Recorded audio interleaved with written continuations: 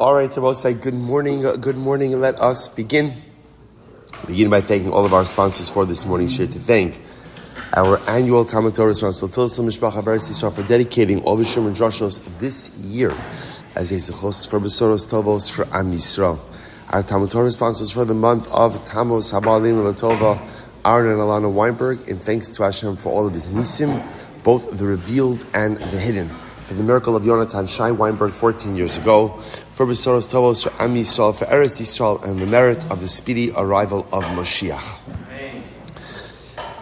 But Daniel and Batsheva Pava of Eretz Yisrael, in commemoration of the second yahrzeit of Batsheva's father, Rabbi Shlomo ben Yehuda Aryeh Vey of Philadelphia, which is on the 7th of Tammuz. He was a child survivor of Auschwitz and left over 100 descendants. We hope that in the merit of our Talmud Torah, all of the Neshama Salvin Aliyah, the families in Nechama, all of those who need a refuah should have one together with Kol Yisrael, HaKadosh Baruch Hu Shem Hashem, bring home our hostages.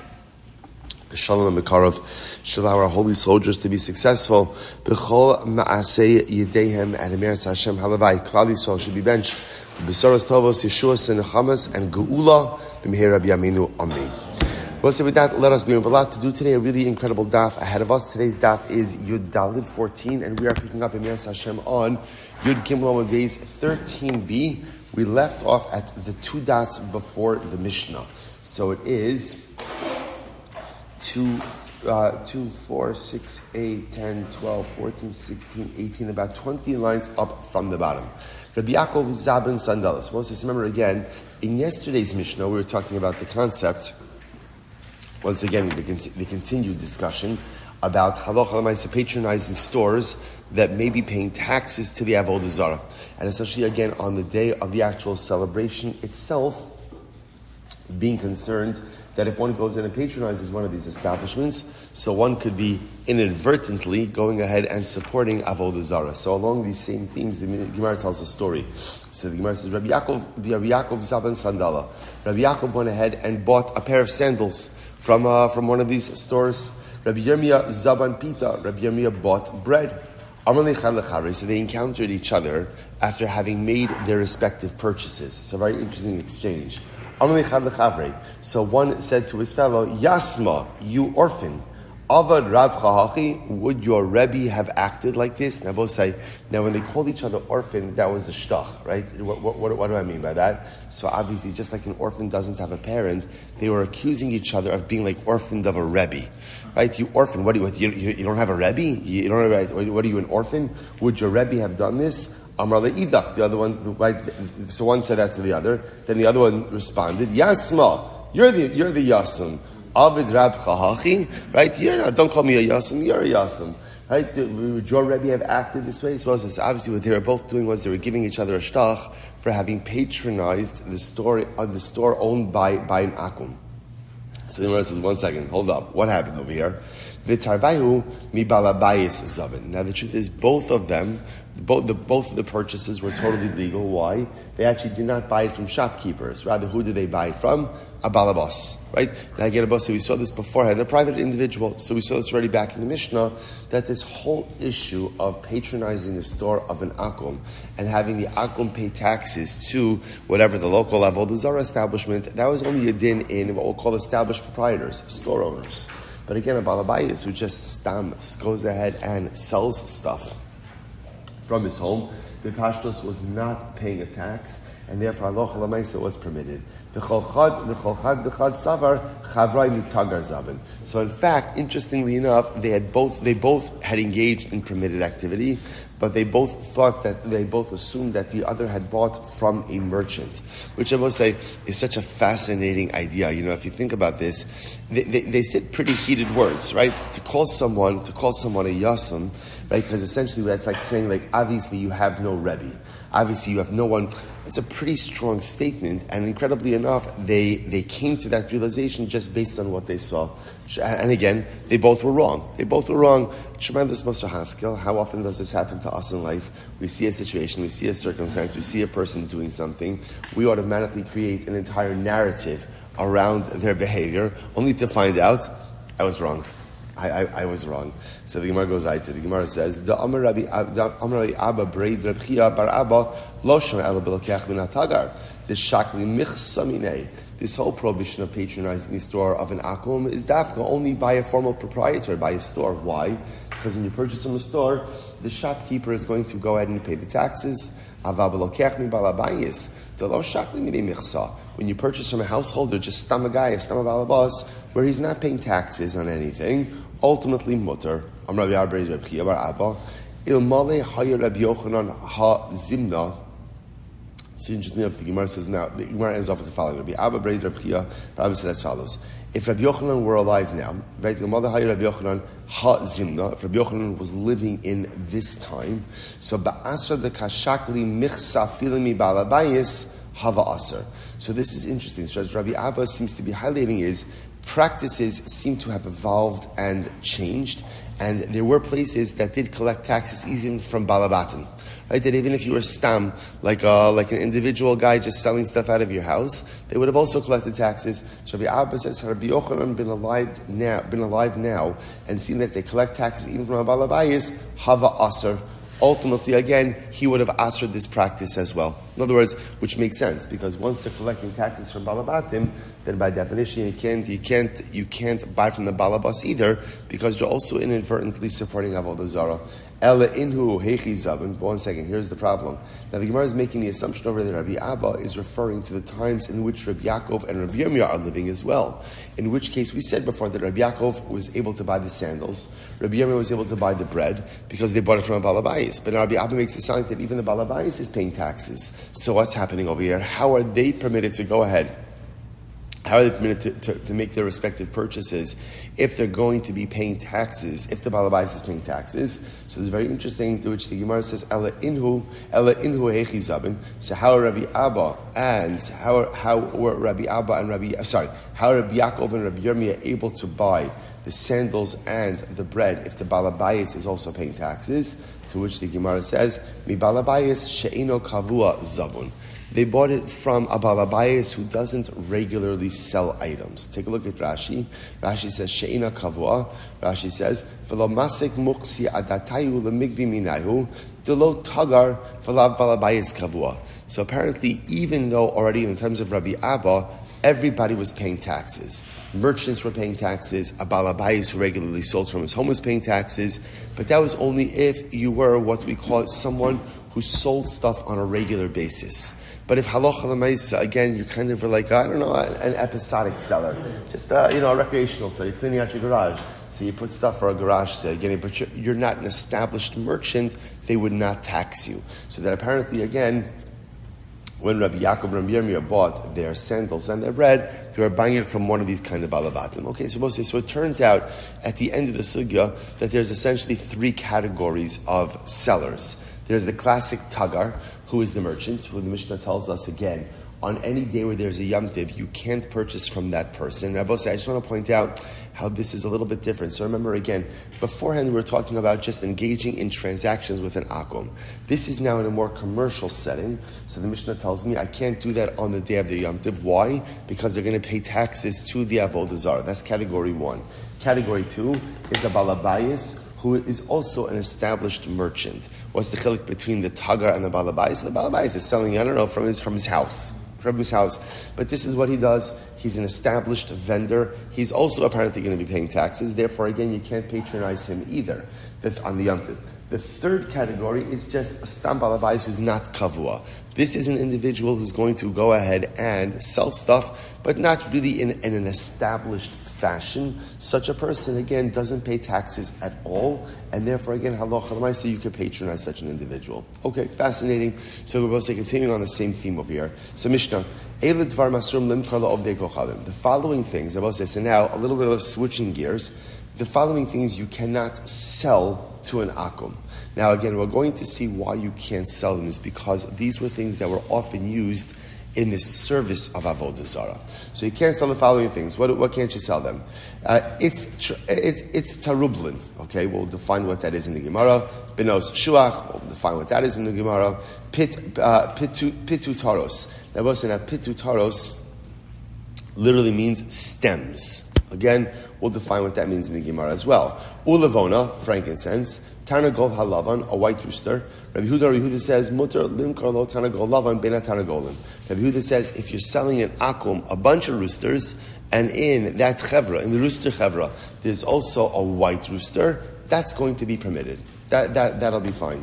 What happens if you want to sell a single white rooster to the akum? So the Gemara says, kotea es etzba'o umochro. You could cut off one of its fingers. One of its, I don't know, is it a finger or a toe by a rooster? A claw. Okay, right, good. You cut off one of the claws and ultimately sell. Now, what's the chap with that? Because interestingly enough, apparently even by the akum, if the animal is deficient, if it's chaser, they don't offer it. So apparently we're going to see there's something with white roosters. So if you're going to sell a white rooster, ultimately again to the akum, then cut off one of the claws and ultimately sell it. Ultimately again, because they do not go ahead and wash, they do not go ahead and offer up chaser, a deficient item, to their Avoda Zara. So it's a very, very interesting idea over here, which also tremendous Musar Haskell, if you think about it as well, that even of the Avoda Zara, if you're going to do it, make sure you do it in a shalim fashion. Don't do it chaser. So many times we will say in life, we start things, we do things, and then we just kind of like, we don't give it our all. So halacha l'maaseh, again, if you're going to do something in life, make sure that it's shalim. You're going to engage in spiritual service, make sure there's a sense of shleimus. Even the Avoda Zara understand. Don't offer up something that is chaser. Incredible. Ushar kol hadvarim, and again, all other items, staman mutar, uperushan aser. So we'll see exactly what this means. All the other items, it sounds like what it's saying is, if you just sell it stam to an akum, ultimately again it's going to be mutar. But perushan, if you go ahead and it's explicit, and again we'll have to define what this means, aser. Rabbi Meir says, Rabbi Meir omer af dekel tav v'chatzav aser limkala of dekel chavim. Rabbi Meir says you also can't sell a dekel tav. And we'll say dekel tav literally sounds like a good palm tree. A good palm tree, you can't sell a good palm tree and a chatzav. We'll see what that means. Good. Here we go. Top of Yudalid. Let's go. Says the Gemara. My itztarublin. What's an itztarublin? Tarnisa. It's a tarnisa. Very helpful for us. Rashi says over here, right? What's tarnisa? Top Rashi. Min eresu vihi shita kidam Rosh Hashanah. So it's a type of cedar tree. Thank you. A type of cedar tree. Okay, so the Gemara says, Raminhu, the Gemara is a kasha, is that true? Is that a true definition? Hosifu alei, now both say, now this brayse that the Gemara is quoting over here happens to be by Shemitah. Rashi says, Le'inyan Shvius. So now it says by Shemitah, Hosifu aleihen, alachsin v'itztarublin, muchsasin ubenos shuach. So these are items ultimately again that are included in the Shemitah prohibition. So the Gemara says, V'isa da'it itztarublin tarnisa, tarnisa me'isa b'shvius. Now, if you think that the itztarublin is in fact this tarnisa, which is a type of cedar, is this item really included in the Shemitah prohibition? Now, this is very interesting. Why isn't the cedar tree included in the Shemitah prohibition? It's fascinating. He says, Disnan, zeh haklal, kol sheyesh lo ikar, yesh lo shvius, v'chol she'ein lo ikar, ein lo shvius. So this is actually a fascinating halacha. Ikar means a root. So the Gemara says, whatever has a root ultimately is subject to the laws of Shemitah, and whatever doesn't have a root is not subject to the laws of Shemitah. Now, what does that mean? Take a look at Rashi. Rashi says, second line from the top, Kol she'ein lo ikar, liskayim ba'aretz b'yamos hagishamim, kigon kishun deluin. So Rabbi said, listen to this. Any object, any item, planted item, that has a root that is able to live through the winter, ultimately is subject to Shemitah. But any item that has a root source that dries up or that withers away during the winter is not subject to Shemitah. It's fascinating halacha. So therefore, again, apparently, this itztarublin, so if the itztarublin, see, here's our problem, right? Let's just go trace this. Mishnah says, you can't sell the itztarublin to the akum. Gemara, what's itztarublin? Gemara's answer, Tornisa, a type of cedar tree. Gemara says that can't be true. Why? Because again, in the Mishnah over here in Shvius, or I should say it's actually a Mishnah in Shabbos, in the Mishnah in Shabbos, it says the following items are subject to Shemitah. Included in that list is itztarublin. Only items subject to the laws of Shemitah are items that have root systems which endure during the winter. And again, the Tarnisa, the cedar tree, does not have that type of root system. Therefore, again, Tarnisa, Istarublin can't be Tarnisa. That's the point the Gemara is making over here. Ella, I'll just also point out, the wording over here is very beautiful. Koshi yeshlo ikar, yeshlo shvius. We'll say that one of the most beautiful things we have in our Yiddishkeit is Shabbos. So the shaila is, what makes Shabbos so special? What is it about Shabbos that's so incredible? So the real power of Shabbos is the day in which you really reap the collective benefits of how you've spent your week. Right? A powerful Shabbos is one that follows on the heels of a powerful week. Sheshes yomim tasem elachtecha. If for 6 days I'm plugging away, for 6 days I'm working hard, not just at my job, but in my ruchnius, right? Literally, again, I'm learning, I'm davening, I'm doing chesed, I'm doing everything I'm supposed to be doing, then Shabbos ultimately becomes so powerful. Shabbos is the composite of 6 days of dynamic activity. So it's really the lesson over here also. Kol sheyesh lo ikar. Whoever has a purpose in his life, whoever has an ikar in the way that he lives, Sunday through Friday, yesh lo shvius. The 7th day Shabbos will be incredibly special. So you're saying, otherwise, and you see this, Shabbos could be a day in which I crash from just working very hard during the week, in which case you emerge from Shabbos physically rested, but not necessarily spiritually restored. Or Shabbos could be a day where ultimately the collective benefit of how I toil during the 6 days, kol sheyesh lo ikar, whoever ultimately, again, has purposeful, intentional, driven life, Sunday through Friday, yesh lo shvius. That person Shabbos will be, that's mamish me'ein olam haba. So again, but what's that? It's the Rublin. Ela Amar of Safra, piri da'arza. So it's the Rublin is not the cedar tree itself, rather what is it's the Rublin? Ultimately, again, it is the fruit of the cedar tree. The fruit of the cedar tree. Piri da'arza. V'chein ki asa Rabban Amar Belazar, piri da'arza. Ultimately, again, the fruit of the cedar tree. Incredible. Okay, so therefore, we've got our first definition down. So apparently, and again, the common denominator amongst all these items is going to be that these were actively used in Avoda Zara. So you can't go ahead and sell the Avoda Zara, it's the Rublin. Okay, next. Benos Shuach. Amra Barachana Amra B'Yochanan Te'eni Chiyurasa. White dates. White dates, once again, I will say, nothing special per se about these items except that just they were actually used for Avodah Zara purposes. Okay, next, Pitu Taros. What are Pitu Taros? Amra Barachana, Amra B'Yochanan, Bepit Chusehen Shanu. So we'll say, so again, now remember, Pitu Taros are stems. So when you read the Mishnah, what it sounds like over here is that Pitu Taros is a separate category, right? Because the Mishnah reads, these are the things you can't sell to an Ovid Kochavim. You can't sell, it's the Rublin, which now we've established as the fruit of the cedar tree. Right? Next, what can't you do? Benos Shuach, white dates. And then it says Pitu Taros, stems. Almost sounds like stems is a third category. Now, also, interesting enough, the Gemara says, no. Stems is actually a modifier on the previous two.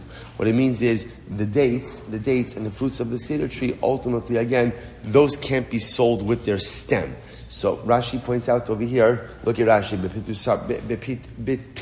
Rosehen Shanu, first short line in Rashi, Pitu Taros demasnisin lav minhu ba'api nafshe. Pitu Taros, right, the stems is not its own category, elahachi kamar, a mochrin lahem kol elu, it's the rublin, ubenos, shuach be'uktseyan, lefisha tolin osan b'fnei avodas kochavim, v'darkan la'avdan b'kach. This is very interesting. What would they do with the white dates? And what would they do with the white figs, I should say? And the fruit from the cedar tree, they would dangle it. So what they would do is they would keep it on the stem. They would tie the stem and apparently, hang it on the idol, hang it next to the idol. So the stems were necessary parts, ultimately, of the fruit. Okay, incredible. So the Gemara goes weiter. Levona, frankincense. Amr Rabbi Yitzchak, Amr Rabbi Shimon Lakish. Levona zakot. It was not just any frankincense, not just any levona, but pure levona. Okay, so when it says Tana, umikulan mochan lahen chavila. So it says, this is very interesting. So now, I can't sell levona to an akum. And again, I will say, interestingly enough, I just want to point out, up until now, everything we've been dealing with has been very what we'll call either, date-centric or date-specific, right? In other words, I can't transact business with an akum on a particular day or a certain number of days leading up to a particular day. If you notice over here, the conversation has switched, and now it has nothing to do with date and everything to do with product. The following items are items that are regularly used in the worship of Avoda Zara. Therefore, it doesn't matter when, you cannot sell these to an akum. Now, the Gemara gives an interesting exception to this. Reish Lakish says, what you can do is you can sell to them in bulk, essentially. So I could sell, let's say, Lavona to an akum in bulk. Now, what's the logic behind that? Because since I'm selling it in bulk, the assumption is he's going to resell it to others. That's the assumption. In other words, if somebody's buying something for their Avoda Zara, they're going to buy a small amount. You're buying a large amount, but pashtos, you're going to resell. So the Gemara says, V'kama chavila, how much is considered to be a large amount? Perish Rabbi Yehuda ben Meseira, in chavila pechusa mishalosh manin. Three min. Right? 3 mana, I should say. 3 mana.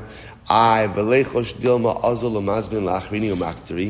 second. So let's say again, so now the Mishnah says is like this. To sell, let's say, I don't know, whatever, we'll call it a small amount. To sell a ladle full of Lavona to an akum, I'm not allowed to do, because ultimately, again, he's going to use it for Avoda Zara, but I can sell him a large amount of Lavona, because I know that's for resale. That's for resale. He's not going to use it for Avoda Zara, he's going to resell it. But says the Gemara, maybe I should be concerned that he in turn is going to sell it to someone else who's going to use it for Avoda Zara. So aren't I still participatory in Avoda Zara, in the performance of Avoda Zara in some way? It's very interesting. Amar Abaye, alifnei mefakdinan, alifnei delifnei lo mefakdinan. So Rabbi says it's very interesting. I am charged ultimately again with, or I am prohibited from lifnei iver lo sitei mechshal. Right? Rabbi says this goes back to the beginning of the Masechta. Why can't I sell item? Why can't I transact business with an Oved Kochavim on his Yom Tov or leading up to his on some of these items? Because again, I am creating a stumbling block for him. I am one of the reasons at least is that I am facilitating the performance of his Avoda Zara. So the Gemara says, when is this prohibition? With direct participation. Right? Or direct participation, but what we call lifnei delifnei, where essentially I'm 2 steps removed. So what? We're afraid now I'm going to sell it in bulk to the akum, which is permitted because he's doing it for resale, and he's going to resell it to someone else, and that's my problem. That's not my problem. That's not my problem. Alifnei mefakdinan, alifnei delifnei lo mefakdinan. They will say also that lashon over here is so profound as well. Now, obviously, the lifnei they're talking about over here is lifnei iver lo sitei michshal. Do not place a stumbling block in front of someone. So me selling the lavona, let's say to an akum, that's lifnei iver. Me selling in bulk to the akum and him reselling it to someone else, that's what's called lifnei delifnei. It's 2 steps removed. And remember, this whole thing is rabbinic to begin with. We're not going to start legislating additional layers of rabbinic prohibition. They will say, but there is a certain, the lashon itself is so beautiful. In life, when we entertain the possibility of taking on something new, or we entertain the possibility of taking ourselves in a different direction, or just embarking on a new adventure, taking on additional responsibilities. So often what we end up doing is we try to figure out, or we try to contemplate all of the different things that could happen. Right? I want to pivot in my life. Well, if I do this, so this could go wrong, this could go wrong. And obviously, one can't live life blindly, but sometimes what ends up happening is that we overthink things to a point that it renders us absolutely passive. So I think what the Gemara is also telling us is, alifnei mefakdinan. When you make decisions in life, definitely contemplate what's in front of you. But alifnei delifnei lo mefakdinan. If in life you begin to contemplate every single what if, so first of all, there's no end to the what ifs in life. And if you contemplate every single one what if, that'll lead you to only one inescapable conclusion, which is inaction, passivity, and non-performance. Life is this fascinating balance between, on one hand, thinking about the possibilities and the dangers and the what ifs in front of you, the alifnei, but alifnei delifnei, thinking things out too much, unfortunately just lends to a systemic life of passivity. Incredible. Or a life of systemic passivity. Time to go Lavan. Next. don't sell white roosters to an akum. Says the Gemara, Amar Rabbi Yonah, Amar Rabbi Zera, Amar Rabbi Zvid. V'ikid demasnili, Amar Rabbi Yonah, Amar Rabbi Zera. Tarnagolimi. Supposed to listen to this. What happens if an akum comes along, right? And an akum is shopping for a tarnagol. He doesn't, obviously, if the akum shows up and he says, listen, I need a white rooster, trouble, right? Run, right? Pretend like you didn't hear him, right? We'll go, don't sell it because that's for Avoda Zara. But let's say he shows up and he says, tarnagol lemi. In other words, who has a rooster I can purchase? Now, what's unique about this case? He's not going ahead and asking for a white rooster. He's just saying, who has a rooster? Mutar limkar lo tarnagol lavan. In this case, again, the Gemara says, you could sell him a white rooster. Why? Because since he's not asking for a white rooster, the assumption is he's not in the market for a white rooster. Therefore, you could sell him a white rooster. He's not going to use it for Avoda Zara. Rabbi Yehuda says as follows. Mocher hulo tarnagol lavan bena tarnagolim. So Rabbi Yehuda says, remember again, what did our Mishnah say? Rabbi Yehuda said that you can sell an akum, a white rooster, if you're selling him a chevra of roosters, right? A group. So I'm selling him a group of roosters, and inside of the group is a white rooster, that is permitted to sell to him. So the Gemara says, Hey chidami, what's the case? Ilema dekamar tarnagol lavan lami. Tarnagol lavan lami. So if the akum is saying, listen, who has a white rooster? Right? This is what he's saying. Who has a white rooster? Who has a white rooster? He's asking for that. Then ultimately, again, afilu bein hatarnagolim nami lo. Then again, I will say, if he's actively asking for a white rooster, then halacha l'maisa, even if I'm selling him a group of roosters, I still should not be able to sell him a white rooster. Elalav deka'amar tarnagolami tarnagolami. Rather, it must be, what's the case? The case is where he's just shopping for a rooster, right? Who has a rooster? Who has a rooster? And even in that case, where he's not even mentioning a white rooster, Vafilu hachi, the Rabbi Yehuda bena tarnagolim in bifnei atzmo lo. So we'll say, what do you see from here? That according to Rabbi Yehuda, even if he's just asking for a non-specific rooster, the only permit you have to sell him a white rooster is when you're selling it to him in a group. In a group of roosters. Well, a Tanakama, so is that saying that according to the Tanakama, you can't sell him a white rooster under any circumstances, even as part of a rooster chevra? What's the case? Kigon da'amar zeh v'zeh. What's the case here? I will say, very interesting, where ultimately, again, the Akum says, I'll take this rooster and that rooster. Look at Rashi. Hachama haskinan da'amar zeh v'zeh.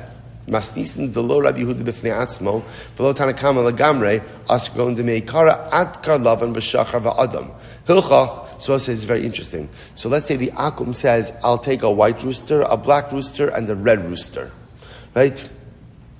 So what happens? He wants all kinds of roosters. So Rabbi Yehuda b'fnei atzmo also gave him the meikar adkar v'hashta shakal lavan v'azlei meikar nami chavin lavan v'hayda adkar shachar irume arar. So it says, Rabbi Yehuda will say, in that case over here, since he identified, any time that you actively identify a white rooster, even if halach l'maisa you're buying it in the context of a group, the purchase is going to be prohibited. The only time, ultimately, again, a white rooster is permitted is when color was not identified, and he's just buying a chevra of roosters, a group. Then ultimately, again, a white one will be permitted. Incredible. So the Gemara says, that supports this. Rabbi Yehuda, a masai. When is it mutar? Bizman sha'amar tarnagol zeh. I'm sorry. When is it asar? Right? Bizman sha'amar tarnagol zeh lavan. Avalim amar zeh v'zeh mutar. So we'll say, so now the Gemara says, Rabbi Yehuda will hold like this. Rabbi Yehuda will say that halacha l'maisa, the only time that a white rooster is going to be problematic is when the akom mamish identifies it. He identifies, I want that rooster, right? Tarnagol zeh. But if he says zeh v'zeh, but again, if he goes ahead and he identifies a group, now again, in this version, Rabbi Yehuda, even if halacha l'maisa, so in Rabbi Yehuda's model, he's going ahead and, what happened here? Sorry.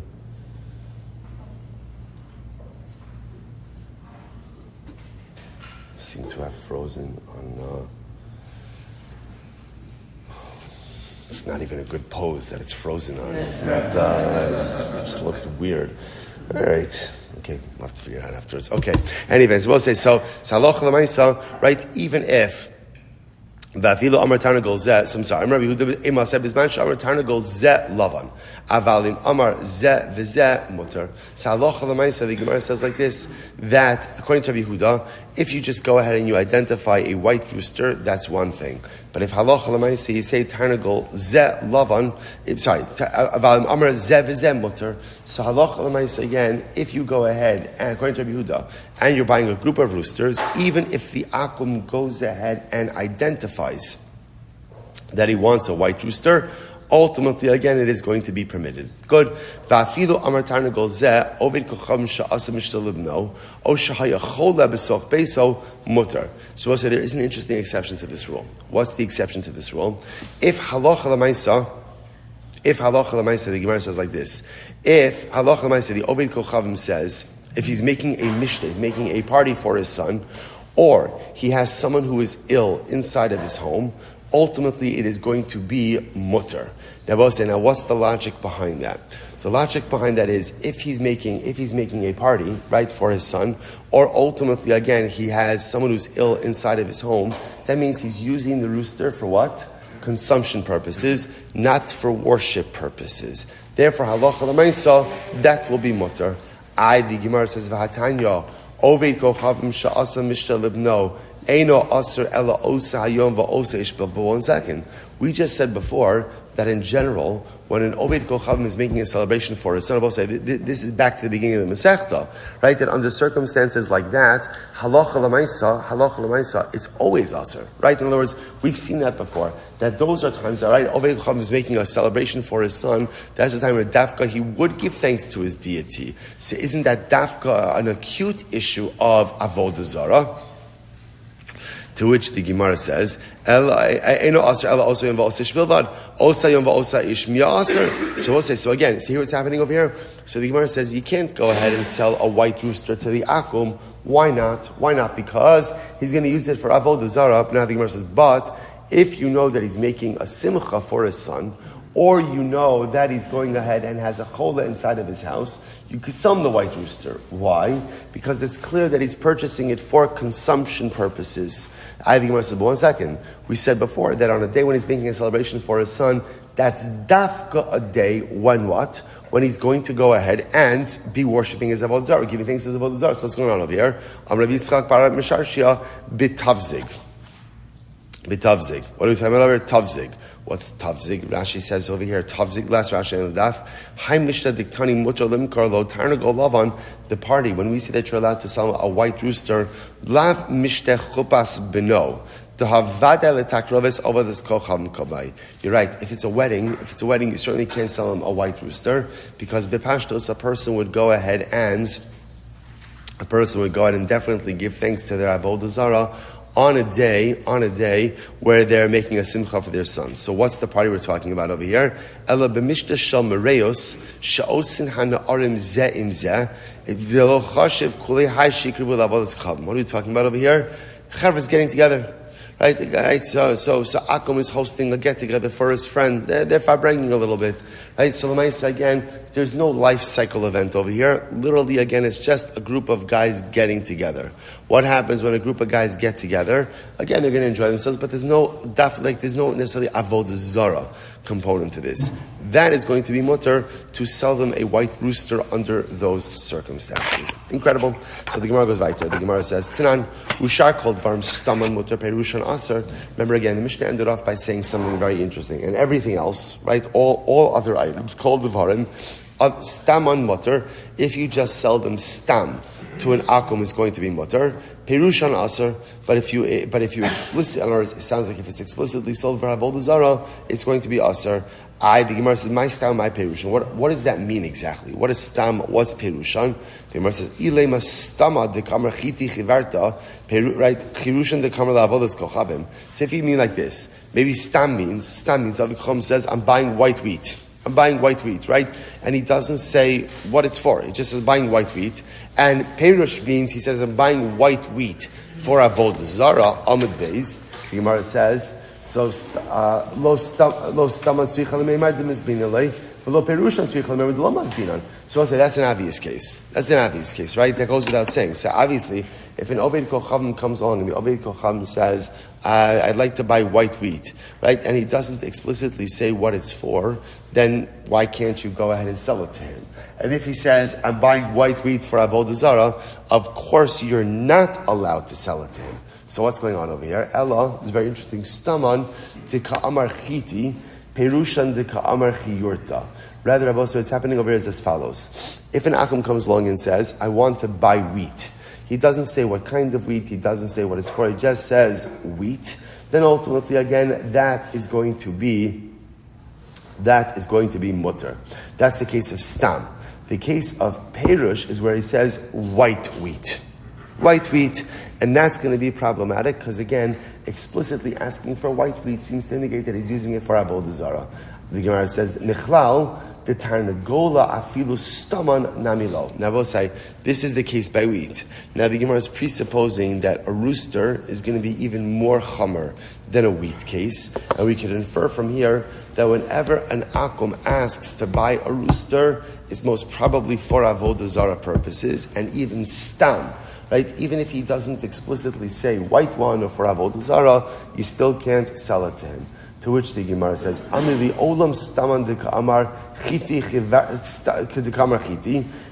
I'm sorry, the Gemara says, the olam staman de ka'amar chiti chivarta.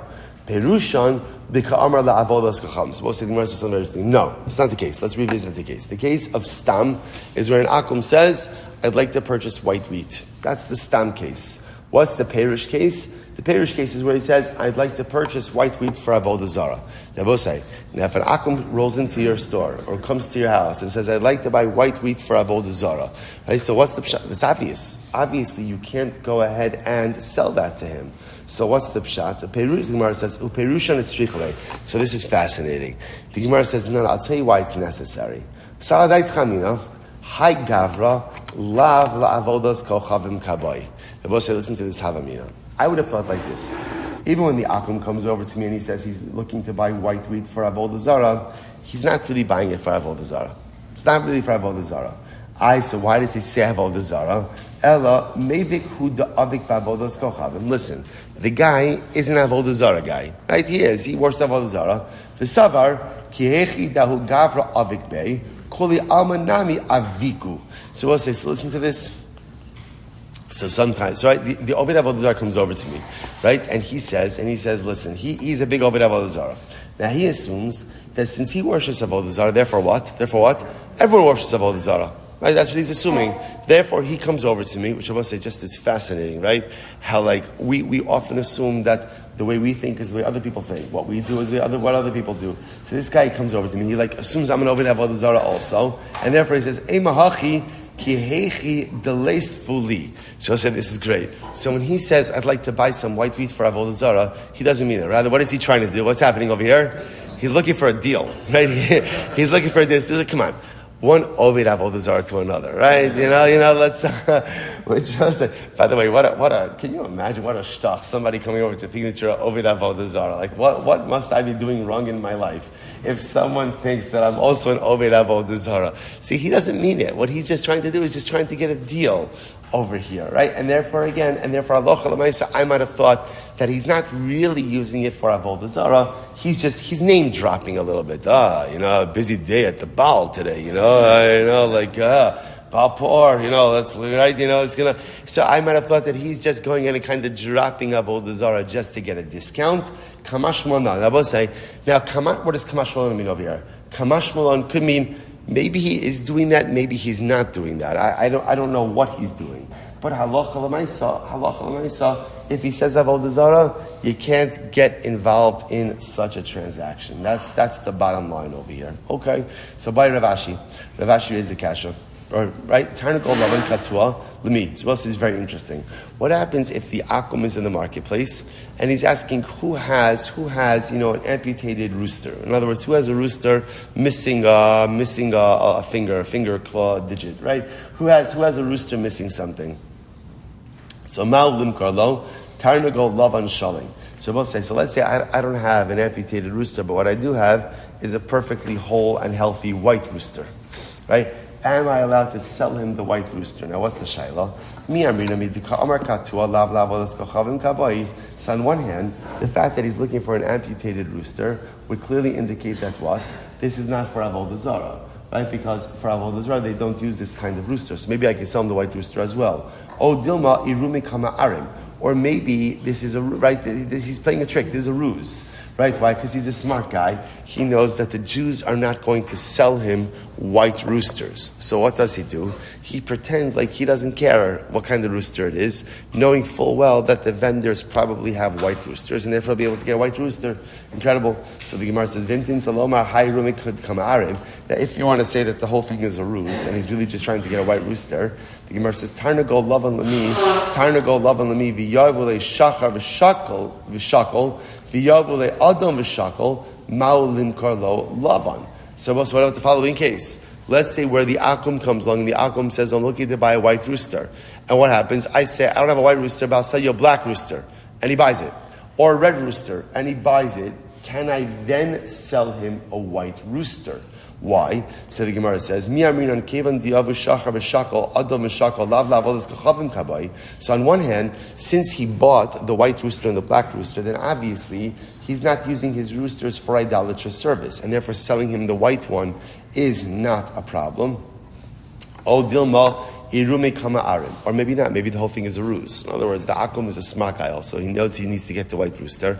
He's not going to get the white rooster straight out, so maybe he's just pretending like he doesn't care, ultimately in order to get the white rooster. To which the Gemara says, Teku. Okay, so it leaves this as an open-ended question. Weiter. Rabbi Meir Omer Af Dekel. So Rabbi Meir said, even what he called Dekel Tav. What is this? Gemara says, Amarle Rav Chisda L'Avdimi. Gemiri, Rabbi says, incredible. Gemiri, Da Avodas Kol Chavim Da Avram Avinu Dalid Mea Pirkei Havyon.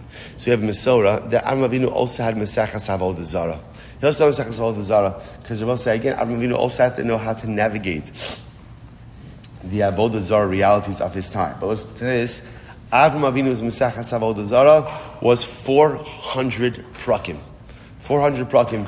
The Gemara says, Va'anon chamisha tanan v'lo yadinan. Whereas our Mesachas Avoda Zara is only 5 chapters, and yet we struggle with it.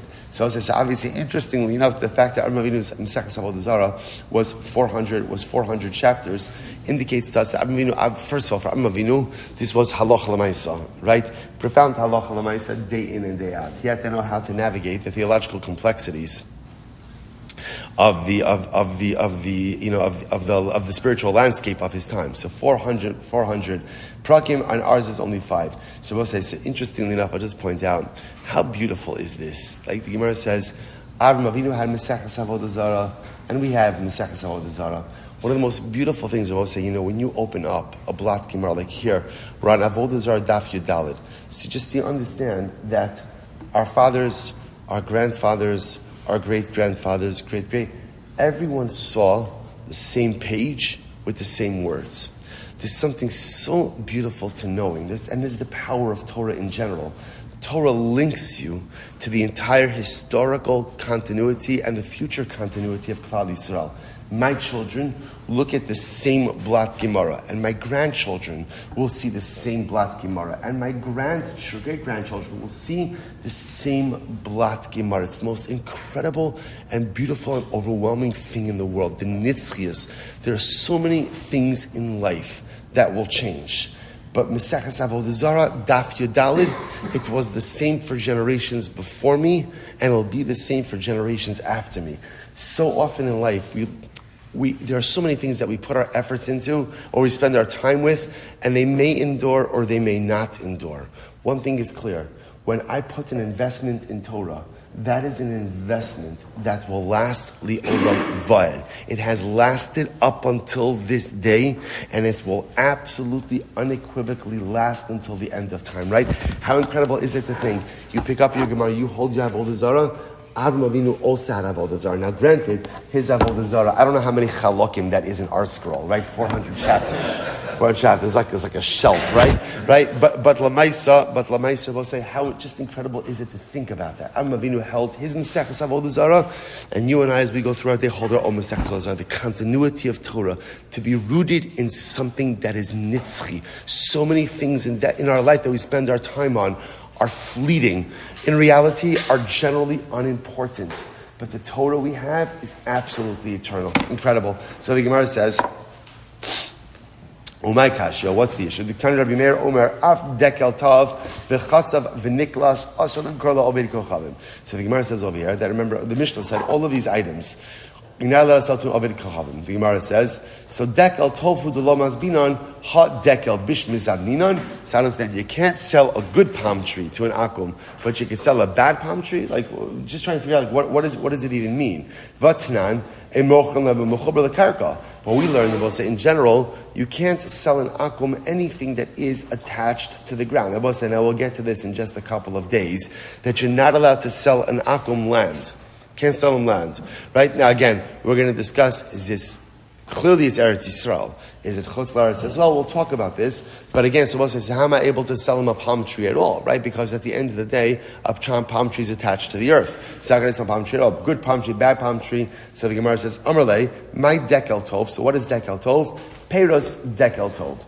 It ultimately again refers to the fruit of a palm tree. V'chein amrav huna peros dekel tov. Okay, so we'll say now we're going to go through the rest of the list. So you can't sell these. Again, these were all items that were used for Avodah Zarah purposes. Chatzav, what's a chatzav? Kashba. Okay, a chatzav is a kashba. Rashi says over here, min tmarim. It's a type of date. Niklas, what's a niklas? Kiyas Rabdimi amrav chama bar Yosef kuraiti. Kuraiti, okay. Rashi says over here, min peros, another type of fruit. Amalei Abayil Rabdimi Tinan Niklas V'lo Yadinan Mahu. So again, so Rabdimi said we learn Niklas. We don't know what Niklas is. Va'at Amrit Karaiti. You see this is a type of fruit. V'lo Yadinan Maya Hanaslan. So Amalei. So I'll say. So again, here's the issue. It's not like Karaiti helps us all that much more than what Niklas is. Okay, so what's Niklas? It's Karaiti. What's Karaiti? It's Niklas. What do they both mean? I have no idea. Right. But Lamai says, so how exactly do these alternative definitions help me? To which the Gemara says, I'll tell you why. Maya Hanaslan, Amalei Ahani Luchu, Dichi Azlis Hasam, Amrat Luhu Niklas, V'lo Yadi, Amrat Luhu Karaiti, V'yadi V'kamach V'lach. Ultimately, I will say, I'll tell you why it does help. It helps at the end of the day because if you go to Eretz Yisrael and you say Niklas, you might not know what it is, but they'll tell you Karaiti, and ultimately again be able to point out to you what it is. So apparently again, Niklas was the more uncommon name. Karaiti was the more common name. So although for us it might not be so helpful when you go to Eretz Yisrael, and again you go ahead and you say Karaiti, they'll be able to point you in the direction of what it is that they are discussing. Shkoyach, stop over today. Tremendous stuff. Shkoyach, everyone.